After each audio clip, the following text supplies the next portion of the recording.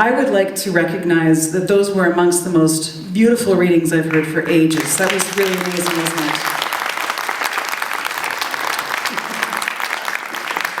Now that they've all had their glass of wine or their glass of beer, it may go to their heads, but I think it's important that they know that they're very special, don't you think? Yeah.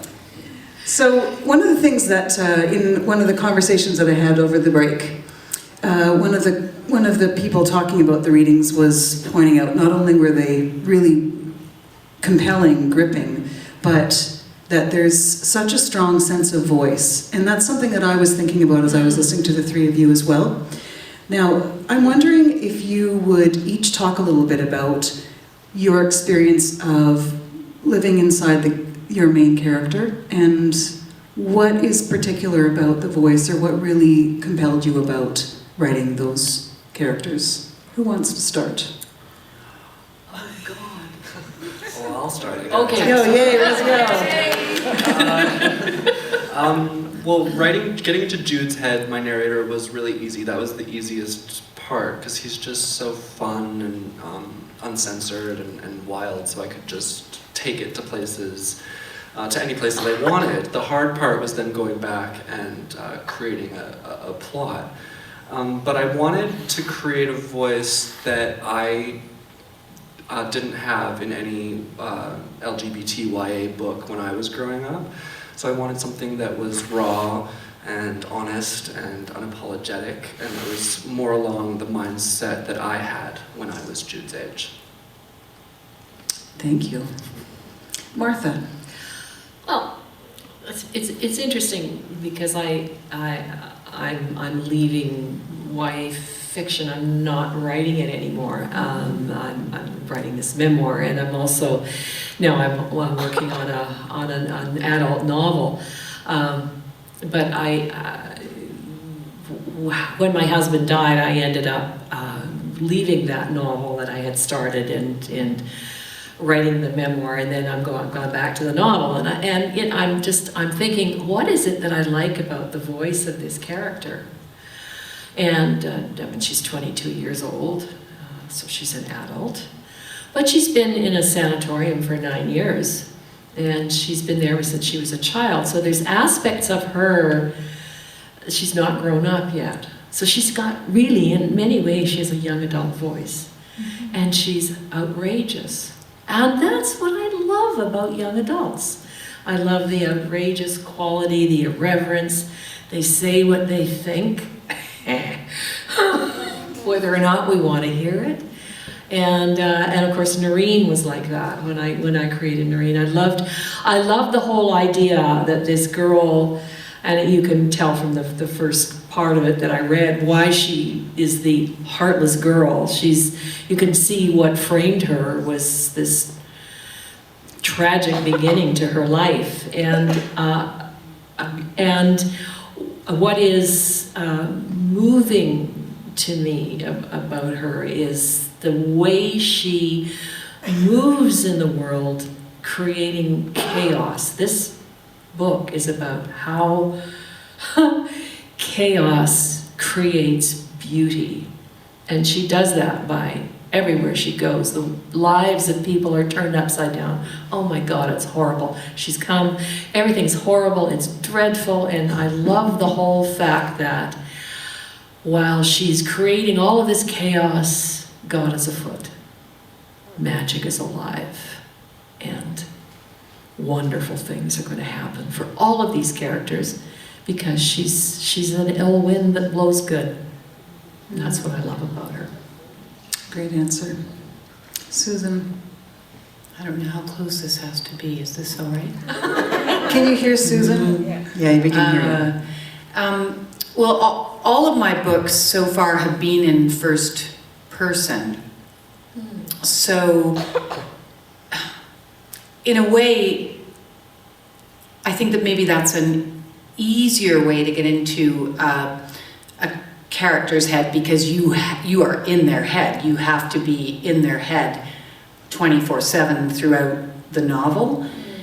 That said, and with Henry, I mean, that idea came to me. I'd actually been reading a book by Wally Lamb called The Hour I First Believed, and he set one of his characters in the very real-life tragedy of Columbine. And there was a line in the book that mentioned that one of the shooters had a brother. And for me, that was just like, it was like a punch in the stomach. I thought, whoa, I never thought about what would it be like to be the surviving sibling of somebody who has committed, in that case, beyond the pale, psychopaths, an irreversible, horrific act of violence, and the ripple effects of that. And that was where Henry was born. But getting into their heads is so interesting, because when you're writing first person, and like Martha said, it's such a wonderful age group, right? Because you are so egocentric, and you have such, and such, I don't know, your own outlook is so unique, and you can be so hard on other people when you're in your own head as well.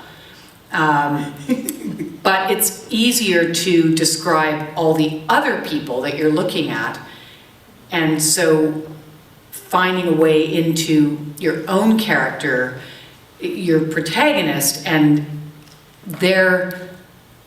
how you describe them to your reader when it's first person is sometimes a unique challenge.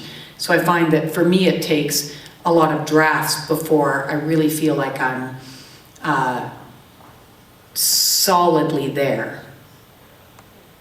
And Well, what you end up with is a really, we feel like we're living, we all know Henry, which is great. So, Raziel, Susan's talking about kind of that little kernel that started her story, and I know that your novel has a real life sort of kernel or provocation. You want to tell us a little bit about that? Sure. When Everything Feels Like the Movies is inspired by a true story, the hate crime murder of Larry Phobes King, who in 2008 asked a boy in his class to be his Valentine. And that boy, whose name is Brandon McInerney, brought a gun to school and shot him in the head, killing him. So I was still in high school when that happened, and I remember being really, obviously shocked and disturbed and saddened, but also just the more I read about Larry, I was so impressed with him. He was such a star to me, which is why Jude, my narrator, turned into this sort of fame-obsessed kid who had so many star qualities himself, because Larry was brave, and he came out in the second grade, and he was, which is crazy, like I didn't come out until I was 18, so that sort of put it all in perspective for me. And he was unabashedly queer, and he never apologized for who he was, but it cost him his life. And to sort of sit with that and to realize that, well, that's the world that we live in, that's now, that was only in 2008, it wasn't that long ago, that being yourself, being yourself can cost you your life. So that was sort of the original seed for the story. What was the nugget that sat in the early stages of the Heartless Girl, Martha? Do you remember what was the kernel that started that novel?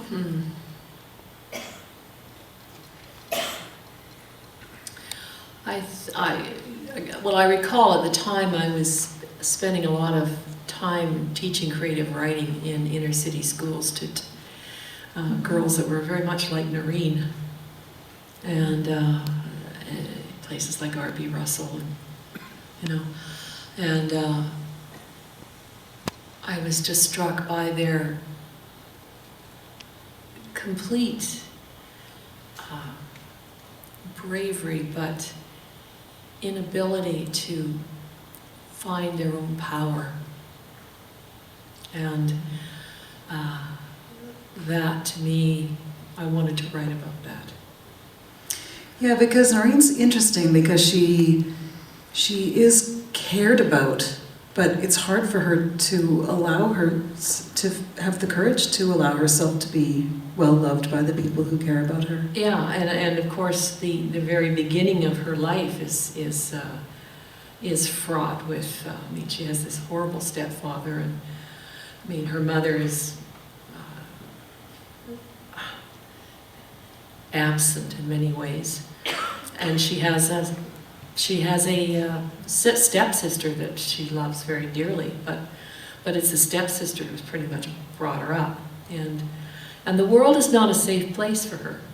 She feels unsafe, and when you're 17 years old and you feel unsafe, you lash out, and I just find that very interesting to write about. It's interesting to me how, when I was looking at all three of these books again and sort of letting them live together in my head, a few things really came to the surface for me. And one is that all three of these main characters have been abandoned in some way or other by their parents, right? They don't have the parents that they wish for, or the parents that they have are dangerous to them. And there's a thing about adolescence where your job is to individuate and become separate from your parents. But I think it's harder if your parents haven't provided something solid for you to step away from. Yes. And so I just wondered if all three of you would talk a little bit about your sense of where your person is in terms of their family, or why is that a relationship that you wanted to explore in these books? Susan. Well, I suppose in a strange way, I mean, until this point in his life, Henry has been quite lucky with his family, because he did have a really solid upbringing, and that was one of the things that I wanted to explore in my book, is that because somebody commits this horrible act of violence, it doesn't mean that their family are a bunch of monsters. And so until he was around 12, I guess, he actually had very loving, capable parents, and of course what's happened has exploded the family, and his mom is not with the family right now. She's been hospitalized in the psych ward for a while because she can't get over what's happened. So, I mean, I've not yet written about a nuclear family, something that my agent pointed out to me recently. But I suppose what's interesting about a super happy nuclear family, and my own background is not a super happy nuclear family, so maybe that's partly where it comes from, but. There may not be that many of them around either. Raziel? Well, I think a first novel is always a bit autobiographical, so I would say that Jude's relationship with his dad is similar to my own relationship with my dad, who has, been fairly absent from my life. But it's not all sort of fact. And like Jude's mother is a stripper, and my mother is not. So Is she here? We all have to make those disclaimers about the mothers in our books, I think, yes. So it's a bit of fact and a bit of fiction mixed in. And although I think there is some oppression from Jude's family, there's also his source of love comes from his little brother Kiefer, who is his anchor, and I think you sort of see Jude's humanity through the eyes of his little brother. Very much so. Yeah, so I don't know. I mean, the family is kind of a mix of good and bad, which I think, or Jude's family is a combination of good and bad, which I think is, like most families. For sure. And you sense Mom's love, I think. I just Right. wanted to say that. You sense that she loves That him, part is true. right? That part is Yeah. That's the In the novel autobiographical and in piece. real life. I think at some point in your young life, if you are able to successfully, if it hasn't been a happy life, and if you're crossing the river of sorrow, there has to have been somebody who pushed the boat, who loved you. That's beautiful. That's a beautiful way to put that. Yeah, and in this case, it's Noreen's sister Gladys who pushed the boat, loved her. And that's why she's able to finally, at the end of True Confessions, find her heart. Raziel, you think that the boat pusher in your book is Lil Kiefer? I do, yeah. I think, like I said, it's you see Jude's humanity through Kiefer, and I don't there aren't many times throughout the book that Jude is sort of likable, or so I've heard. And because I love him, I didn't think, you know, all these people say he's nihilistic and narcissistic, but I don't think that those are necessarily vices, right? Like, You got your own nihilist club. but yeah, Jude, Kiefer, you know, sort of sees him with rose-colored glasses, I think, as a younger kid might. And Kiefer was kind of inspired by two of my cousins, actually, Jasper and Reese, who I lived in New York for 3 years, and my aunt lives in Pennsylvania. So once a month I would go to her house in PA, and she would feed me. And she had two. You ate once every 3 months? Once a month, she would feed Once me a a good month, deal. okay. Yeah, and she had two sons who sort of, I saw them look at me that way, and I think that's the only way that a child looks at a teenager or an adult that way, and it's sort of pure and sweet, and so that comes through with Kiefer. Yeah, great. And the one who holds the boat for Henry? Well, I guess post what's happened, it's probably his dad who is, who's really trying and who's really trying to be there for him. And I think you feel his love very fiercely. And then in Henry's case too, I think it's meeting these other people. It's meeting Farley. It's meeting Alberta, people who are going to love him and cherish him no matter what has happened in his past, right? Yeah. And even if even if they know they wouldn't be his first choice. Because in a way it's kind of a ragtag collection of kids. It's the oddballs. Yeah, well, in a way, I mean, Henry he's being judgmental and kind of stereotyping them at the beginning too, I suppose. But I think ultimately he's incredibly grateful. He has so many barriers up that, of course, he's seeming like he doesn't want them around at all. But these are his saviors, as are the vultures who live in the apartment, Karen and Mr. Atapatu. They're his saviors too. And so I guess it's, I don't know, maybe it's like Hillary Clinton and it takes a village, right? Yeah. I think that's a bit of Henry's world in this book. Yeah. One of the things that I certainly discovered in working with young people who were on the edge is also the ones that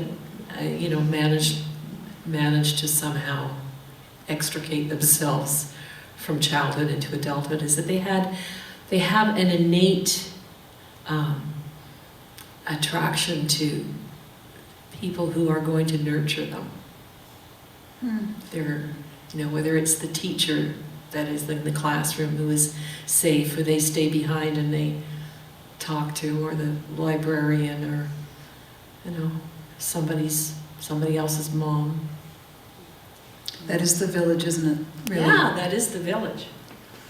One of the things that And I think even well-adjusted kids need to have role models outside their own parents. Yeah, because the nuclear family can't be it. No. Can't do all of it. When I think about the sort of the crux of the narrative, in many ways your two books are very similar, right? They have this. They revolve around a really severe bullying issue and unthinkable violence. Really, your character sustains really terrible, terrible violence, and your character is trying to figure out how to carry in a more healthy way, the terrible violence that he's had to witness, but also what he experiences himself. When I think about the two books, I would say that your book, Susan, there is more of a village. In a way, I felt concerned for your character because he doesn't really have a village that knows how to care for him. That was my sense of him. Is that your sense of him when you were writing him? That's why Jude is so obsessed with celebrities, because they were his friends and his family and his educators. Yeah. Yeah, which is kind of a scary thought. So his village is, in some ways, artificial. Right. And that's part of what leaves him sort of sad and empty. Better artificial than nothing at all. Yeah, but I think when you have nothing at all, there's a line in the book, Jude's talking about how he wishes he had more followers or something on Twitter, and he said, I didn't realize that having 1 million followers is boring. When you have nothing, you have dreams. And I think that's true, and you know, that's sort of the message of the story, that you can overcome any obstacle in life as long as you have dreams. That's very inspiring. But you make him die. I'm sorry, you make him die. That's a spoiler. It's actually not a spoiler. It's hinted at in like the first page. Yeah, it is. Okay, I have a confession that I actually emailed Raziel after I'd read your book, and I said, I loved the book, but why did he have to die at the No, I end? understand. And I didn't actually know that it was based on a true story at that point. I felt the same way. My publisher felt the same way. Oh. I mean, you don't want to kill this, amazing character who's sort of, not necessarily representing all queer youth, but you don't want to put a book with a sort of pessimistic ending into the hands of vulnerable youth. But because it was inspired by a true story, I felt that I had no choice, because it is real. This did happen, but at the same time, it was important to me that young people reading it became brave through Jude. And so I had to find a way throughout the narrative of the book to get that message across. And I think that comes through in how Jude deals with all of the obstacles and oppression that he faces in his life, because he really does believe that he's a superior being throughout it all. And I think that's the core of the story, that different is superior. It is pretty gutsy to turn your tormentors into paparazzi. I mean, that is that's a pretty gutsy kid. Yes, I could have learned a few things, because I suspect almost all of us could. And he was inspired by a gutsy kid. I mean, Larry Phillips King came out when he was in the 2nd grade, and he started, coming to school wearing whatever the hell he wanted, and that. Think about when you were in school, how people reacted to you when you were even a little bit different. So imagine being that bold and what he had to face. Yeah. Well, in truth, I think it was a compliment that I said that to you, because but by that point you care so much about Jude that you.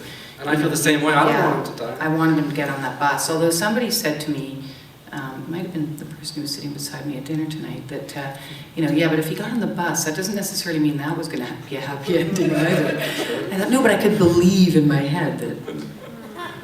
That's the dreams piece. I was thinking quite often in your book, Martha, that there are different kinds of medicine. I think several of your characters talk about medicines. They talk about the mint as a kind of medicine, and the late, I think maybe the early light of dawn as a kind of medicine. And then I was sort of thinking about all three of your books, and how there's something about kind of the healing or the medicine that the characters are seeking, or that they sometimes find from people who've walked ahead of them, like in your book. There's wonderful old people in your book, which is... there are. Dolores Harper. Dolores Harper, that is emblazoned with her two claims to fame. And the first one says, on the front of it, it says, oldest First Nations waitress in Manitoba. And the back says, meddling for Jesus. Those are her I love Meddling? for Jesus. I love Dolores. I mean, when I wrote that about her, I thought, oh my God, this woman. Oh. So, yeah, and the medicine comes out of course, walking in the sacred landscape of my youth and connecting with that the way I did, and pulling in my Icelandic ancestry, and the land heals me. It just does. I couldn't have gotten through my husband's death to brain cancer if I didn't have that landscape to go to. It enveloped me like a mother. I'm sorry. No, it's beautiful. No, you're so poetic. I'm just, yeah, really. Sorry. No, it's beautiful, really. But I mean, that's just the way I feel about Yeah.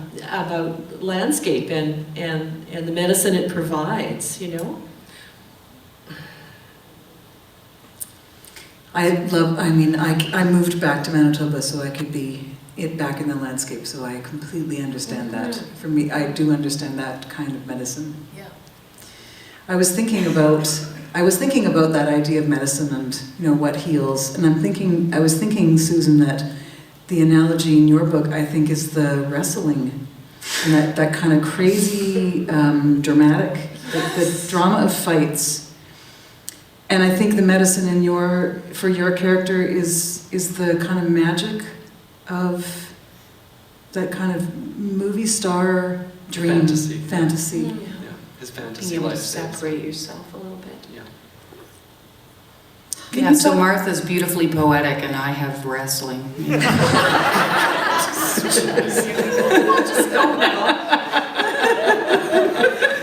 Okay, so Susan, talk about the wrestling a little bit. Yeah, do.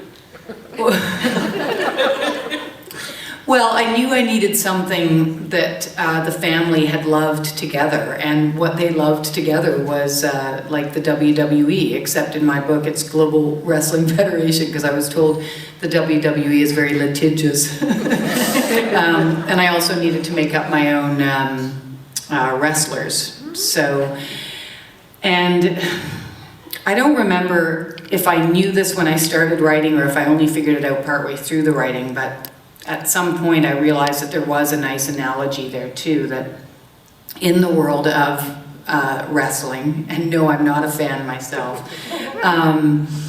the wrestlers can play a role for a long time, and for a long time a wrestler might be a baby face, which is one of the guys that you root for, but then they can very quickly turn into a heel, like a bad guy.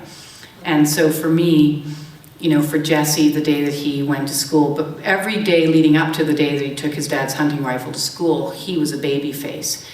And the day that he took his dad's hunting rifle to school, he became the heel. And so I guess it also worked metaphorically. And then it also was the thing that Henry decides he is going to try to reunite his mom and his dad by getting tickets to the Global Wrestling Federation show in Seattle. So it's also a bit of a plot impetus too, so that, yeah, I mean, you were talking about having to try to find the plot. And I find that's often the same for me too, that you start to, you know, this character starts to live and breathe, and you have moments and you have scenes, Do we but then, have to have a plot? yeah, exactly, Why? figuring Can we out, just have a okay, now character? what's actually gonna keep this, yeah, story moving forward is the hard part. So I think the wrestling helped me a bit in that regard. Whatever gets you through the night, Mom. Who needs a plot? Is that your idea, I Mike? know, it's, yeah. Raziel, will you talk a little bit about the medicine? Yeah. Well, I think something that's important to remember about medicine is that it can be good for you, but it can also be bad for you. It can hurt you. And I think in Jude's case, his medicine is his ability to escape through his imagination. but that also hinders him because he's so detached from reality that he's a bit delusional, and he doesn't realize that living in his fantasy world is a huge part of what is causing the problems in his life and inciting the bullying and the violence.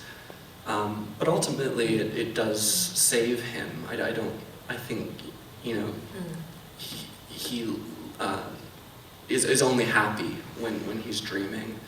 And I think that comes from my own, you know, sort of childhood and teenage experience. I had some friends, but I was, you know, somewhat of a loner, and I spent a lot of time by myself, and I channeled my dreams into writing, and that's what saved me. So. I want to ask you all one last question. What did you learn for yourself writing? What did you learn about life by writing your book? Oh, It's a tiny question. Yeah, no, this really, I learned that chaos is a good thing from writing this book. I learned that chaos, when you shake things up, wonderful things can happen. If you just stay stuck in the same place, doing the same thing,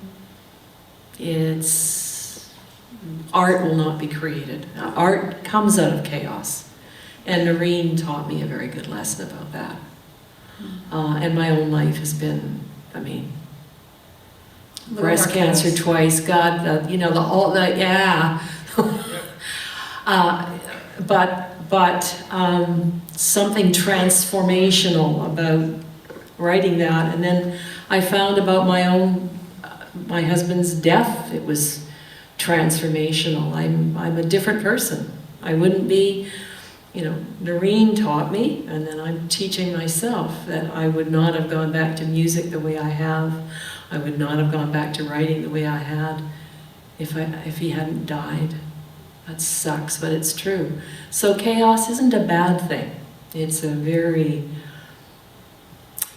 powerful thing. Raziel? Well, I think to go off of what Martha just said, I think what I learned is actually quoted in the book, and that's that it's better to be hated for who you are than loved for who you aren't. Mm-hmm. And Oh yeah.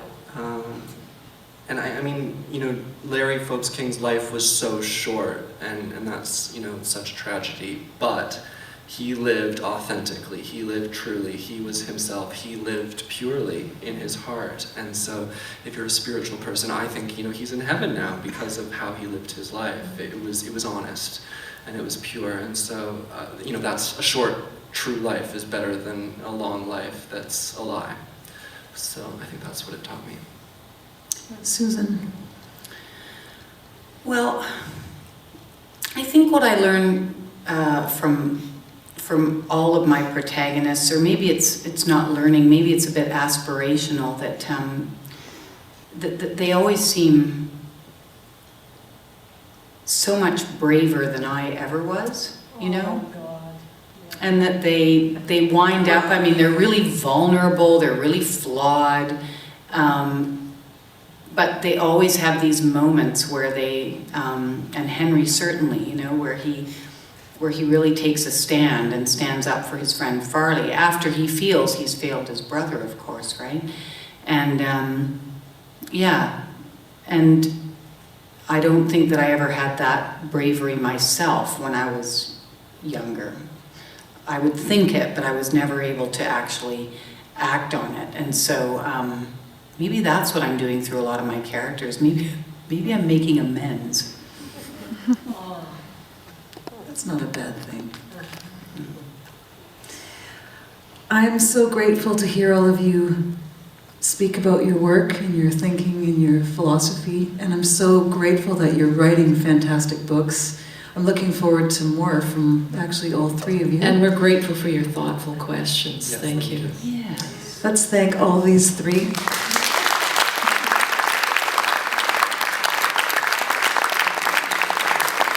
And now I do invite you to come on forward and talk with them one-on-one. We have food, I believe, And there's plenty of it, so I need you to stick around till it's gone, or at least